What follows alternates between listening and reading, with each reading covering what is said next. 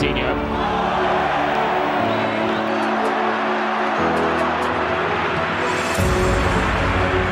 It's clipped. That's the only way to stop him. It's really like chasing a ghost. He's going to get a yellow card as well for innocence.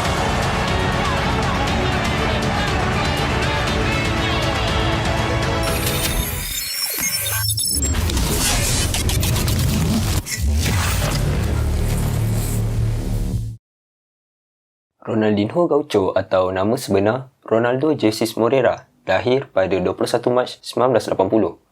Beliau dilahirkan di Porto Alegre, Brazil. Ronaldinho mula bermain bola sepak pada usianya 7 tahun di Sekolah Sukan Porto Alegre.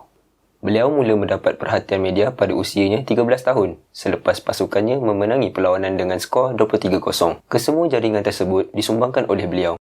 Pada tahun 1997, Ronaldinho mendapat panggilan untuk menyertai skuad kebangsaan Brazil bawah 17. Pada tahun tersebut, Ronaldinho bersama Brazil merangkul Piala Dunia bawah 17.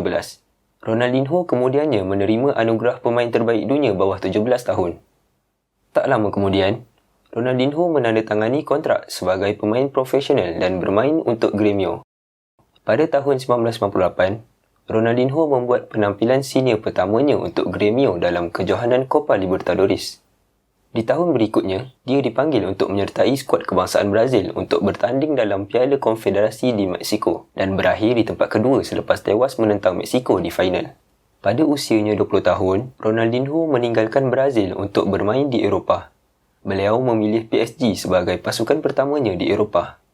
Ronaldinho menyertai skuad kebangsaan Brazil untuk bertanding dalam kejohanan Piala Dunia 2002. Antara momen terbaiknya di dalam kejohanan tersebut adalah beliau berjaya menjaringkan gol sepakan percuma dengan jarak 35 meter menentang pasukan England.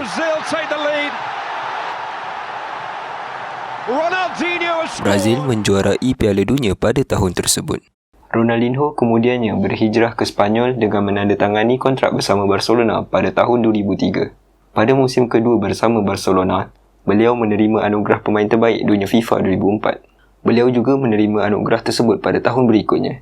Tidak berhenti di situ, Ronaldinho menerima anugerah Ballon d'Or pada tahun 2005. Ronaldinho bersama Barcelona merangkul Piala Liga Spanyol 2 kali berturut-turut iaitu pada musim 2004-2005 dan 2005-2006. Pada tahun 2006, Barcelona turut berjaya merangkul Piala UEFA Liga Juara-Juara selepas menewaskan Arsenal 2-1.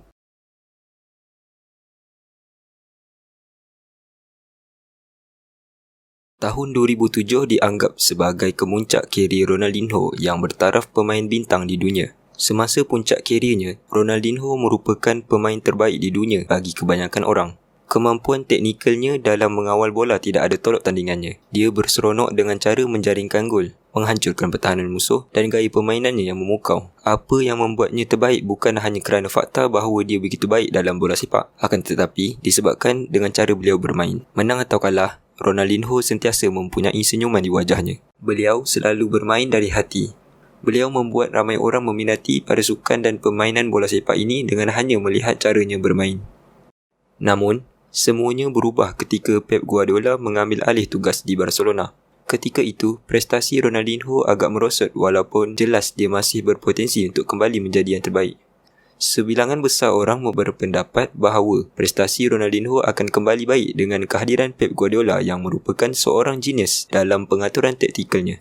Namun, keputusan Pep Guardiola mengatakan sebaliknya. Ronaldinho dilepaskan oleh Pep Guardiola pada tahun 2008. Keputusan tersebut tidaklah mudah bagi pengurus kelab Spanyol itu. Guardiola dikatakan risau dengan cara Ronaldinho yang gemar berpesta dan kurang berdisiplin dan memutuskan untuk menjualnya ke AC Milan. Namun, ada sumber lain mengatakan bahawa Ronaldinho sendiri yang membuat keputusan untuk berhijrah ke AC Milan.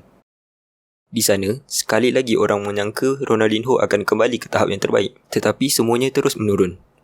Di sana, Ronaldinho tetap dengan hobinya yang gemar berpesta dan ke kelab malam dan tidak menjaga kesihatan fizikalnya. Ronaldinho dari Milan adalah bayangan dirinya di Barcelona. Beliau kelihatan lebih kerap berada di bangku simpanan berbanding di atas padang. Ancelotti yang merupakan pengurus AC Milan ketika itu berkata, "Penurunan prestasi Ronaldinho tidak mengejutkan saya. Keadaan fizikalnya tidak menentu, akan tetapi bakatnya tidak pernah dipersoalkan." Sebelum menamatkan kontraknya di AC Milan, Ronaldinho berjaya memenangi Piala Serie A pada tahun 2010-2011.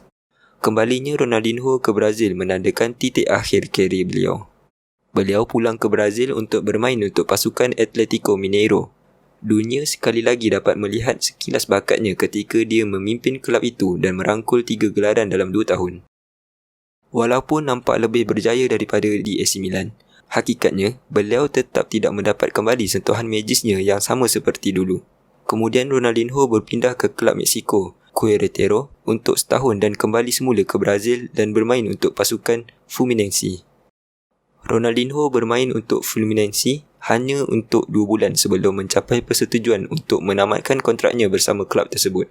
Pada 16 Januari 2018, Ronaldinho mengumumkan persaraannya dari dunia bola sepak. Maka dengan itu, berakhirlah sudah karier salah seorang pemain terbaik dalam sejarah bola sepak. Dan ini menimbulkan persoalan, bolehkah dia menjadi pemain terhebat sepanjang masa sekiranya dia bekerja lebih keras lagi? Kisah Ronaldinho ini membuktikan bahawa bakat boleh membawa anda ke atas. Tetapi, cuma kerja keras dan disiplin yang mampu untuk mengekalkan anda di atas.